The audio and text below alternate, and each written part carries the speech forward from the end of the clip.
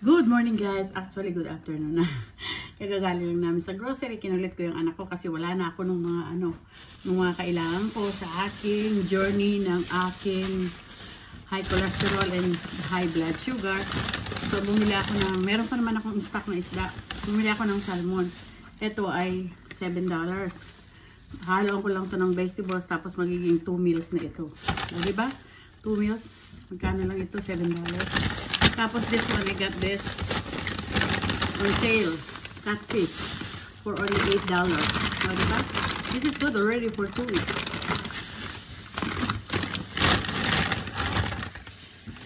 And this one, I need 1 banana a day.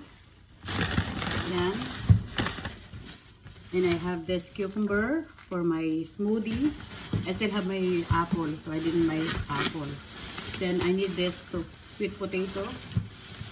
And I got this avocado for 2 pieces. 2 pieces for $4.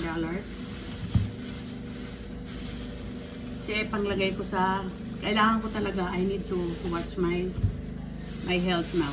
Because I still wanna live longer. And I had 2 pineapple for only $5, 2 pieces of this one. This one.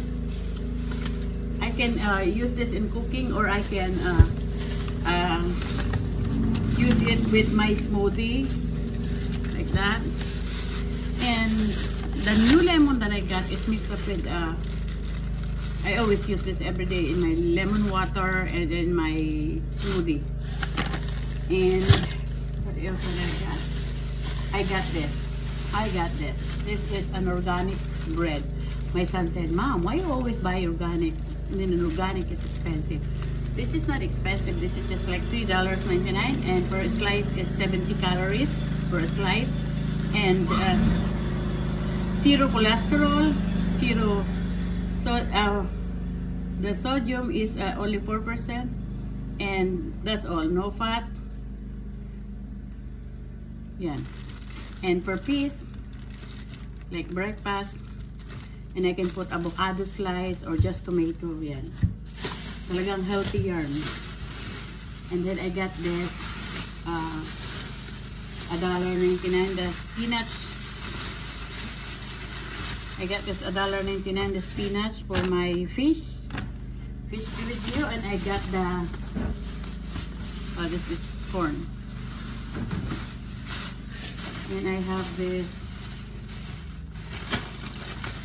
pepper,